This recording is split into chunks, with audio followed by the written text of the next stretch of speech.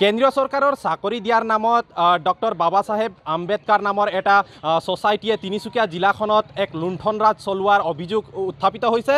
বিশেষকৈ আজি তিনিচুকীয়া জিলাৰ ডুমডুমাত অৱস্থিত ডুমডুমা বীৰ ৰাঘৱ মৰাণ চৰকাৰী আদৰ্শ মহাবিদ্যালয়ত এক বাছনি পৰীক্ষা অনুষ্ঠিত কৰিছিল আৰু এই বাছনি পৰীক্ষাৰ মাজতে ডুমডুমা আৰক্ষী উক্ত স্থানত উপস্থিত হৈ সেই বাছনি পৰীক্ষা অনুষ্ঠিত কৰিবলৈ অহা বিভিন্ন বিষয়ববীয়াসকলক লোকসকলক তেওঁলোকে কৰায়ত্ব কৰি ডুমডুমা থানালৈ লৈ আহিছে। মোৰ সৈতে আছে উপস্থিত আছে ভুক্তভোগী মহিলাসকল। আপোনালোকৰ সৈতে প্ৰথমৰ পৰা ষ্টাৰ্টিঙৰ পৰা কওকচোন আপোনালোকৰ কি ঘটনা সংঘটিত হৈছিলে? একচুৱেলি মোৰ লগত নাই হোৱা, মোৰ মানে যিমান চিনাকি আছে তেওঁলোকে কি কৰিছে, মাদাৰ টিচাৰ হেল্পাৰৰ নামত 20,000 আৰু 12,000কৈ কালেকশ্যন কৰি আছে এখন স্কুলৰ পৰা। তেওঁলোকক ট্ৰেইনিং দিলে মানে চাকৰি হ'ব বুলি কিনে তেওঁলোকক হাইলাকান্দিলৈ লৈ যায়। হাইলাকান্দিত 10 দিন ৰাখে তাত, সেই যোনজন এইটো ছ'চাইটিটো তাৰ পৰা আহিলে চাকৰি হ'ব বুলি কয়। তাত 20,000 টকা লৈ খোৱা বোৱা তাতে খাই মেলি 10 দিন থাকে। অহাৰ পিছত একো ৰেছপন্স নাই, ঠিক আছে। আৰু যেতিয়া চাকৰি হ'ব বুলি কৈছিলে এতিয়ালৈকে চাকৰি একো খবৰেই নাই। তো সেইটো কাৰণে কি হ'ল, আমি আজি এক্সাম হ'ব বুলি ডুমডুমাত গম পাওঁ। তাৰপিছত আমি MLA ছাৰৰ ওচৰত গ'লোঁ। MLA ছাৰে ক'লে ঠিক আছে। কোন MLA? সঞ্জয় কিষাণ ছাৰ। তেওঁ ক'লে যে মই এইটোৰ ওপৰত মানে চাব, মানে সেইটো কৰিব। তাৰপিছত তেওঁ চাৰ্কল অফিচাৰক কল কৰিলে, তেওঁ গোটেই ভুৱা বুলি ক'লে। তাৰপিছত সেইটো য'ত এক্সাম পাতিছে তালৈ গ'ল। সংগঠনৰ ল'ৰা দাদাকেইজনো আছে, তেওঁলোকেও গ'ল। আৰু বাকী কেইজনীমান টিচাৰ যে ভুক্তভোগী তেওঁলোকেও গ'ল, ময়ো আহিছোঁ। আৰু আহি মেলি তাত গম পালোঁ যে যোনটো ছ'চাইটিয়ে এক্সাম পাতিছে সেইটো একেবাৰে ফ্ৰড।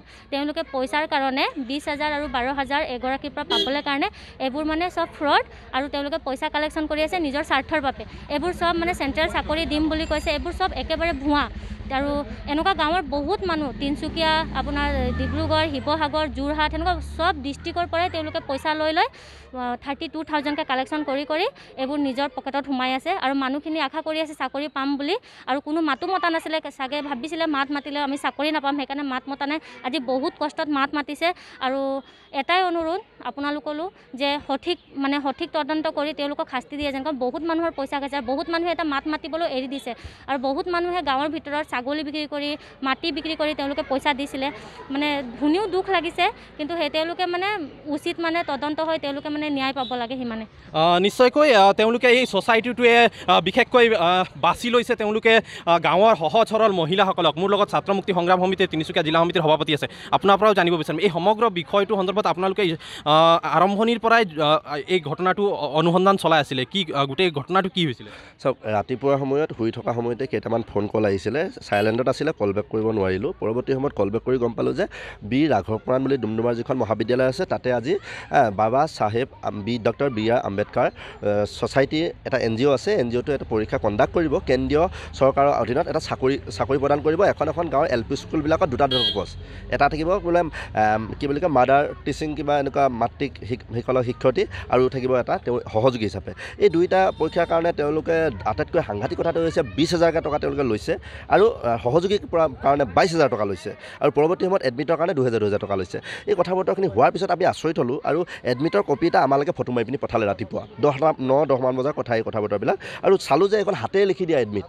সাধাৰণতে আমি মেট্ৰিক দিওঁতে কিমান ধুনীয়া 700-800 টকা খৰচা কৰিলে, 500 টকা খৰচা কৰিলে খুব এটা কম্পিউটাৰ ডিজিটেলাইজ কৰা আমাক এডমিটবিলাক দিয়া হয়। আৰু গোটেই কথা বতৰাবিলাক সন্দেহ কৰিলোঁ। পৰৱৰ্তী সময়ত চালোঁ যে এইটোতো কোৰ্ট অফ কণ্ডাক্ট চলি আছে। সাধাৰণতে আমাক আন্দোলন বা কিবাকিবি অন্যান্য কামবিলাকৰ পাৰ্মিশ্যনৰ কথা বাদ দিয়ক, সমাগম হোৱাটোৱে আজি তাৰিখত এটা ডাঙৰ এটা পাৰ্মিশ্যনৰ প্ৰয়োজনবিলাক হয়। আৰু তাতে 100 মানুহৰ তাতে পৰীক্ষা এটা চলিছে, 400 তিনিচুকীয়া 400 মানুহৰ তাতে পৰীক্ষা চলিব। এই গোটেই কথা কাণ্ডবিলাক আমি খবৰ খাতি কৰোঁতে গম পালোঁ এছাম মহিলাই তাৰে আমাৰ সঞ্জয় কিষাণ মিনিষ্টাৰৰ ওচৰলৈকে গৈছিলে, আৰু তেওঁ বিভিন্ন চ'ৰ্চত ফোন কৰি গম পাইছে, ইনক্লুডিং যিজন মিনিষ্টাৰ শিক্ষামন্ত্ৰী আছে তেওঁলোকে ফোন কৰি গম পাইছে এইটো গোটেই ফ্ৰড। আৰু তেওঁ DC SP এই কথা বতৰা জনাইছে বুলি আমাক মহিলাবিলাকেহে ক'লে কথাটো। আৰু আমিও লগে লগে ঘৰৰ পৰা এই ৰাঘৱ মৰাণ কলেজলৈকে ওলাই আহিলোঁ।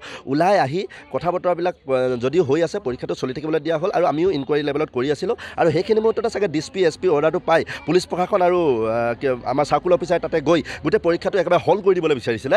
আমি কৈছিলোঁ যে পৰীক্ষাটো চলি আছে, অকণমান সময় চলিবলৈ দিয়ক, সামৰণি হ'বলৈ হৈছে, 1 ঘণ্টা আধা ঘণ্টা সময় বাকী আছেগৈ, আৰু অকণমান ৰৈ দিয়া হৈছিলে। আৰু পৰৱৰ্তী সময়ত পৰীক্ষাটো শেষ কৰি গোটেই যিখিনি পৰীক্ষা কণ্ডাক্ট কৰা লোক আছিলে তেওঁলোকক এৰেষ্ট কৰিছে। ডুমডুমা থানাত ইয়াতে বাহাৰ পাতি ৰাখিছে, তেওঁলোকক ধৰি ৰাখিছে, আটক কৰি ৰাখিছে। সমান্তৰালভাৱে যিখিনি পৰীক্ষা বহি আছিলে গোটেইখিনি ইয়াতে চিজ কৰা বুলি জনাইছে। আমাৰ দাবীটো হ'ব এই ধৰণে পৰীক্ষা দি চাকৰি লোৱা কথাটোতো হিমন্ত বিশ্ব শৰ্মাই উঠাই দিলে। বিজেপি চৰকাৰ দিনত সপোনৰ গোচৰ পইচা দি চাকৰি লোৱা কথা বতৰাবিলাক এতিয়া কেনেকৈ 20,000 বা 2,000 এনেকৈ টকা পইচা লৈ চাকৰি বিক্ৰী কৰা এটা বজাৰ এখন তিনিচুকীয়া জিলাতে হওক অসমৰ প্ৰতিখন জিলাতে হওক এই কথা বতৰাবিলাক হৈছে।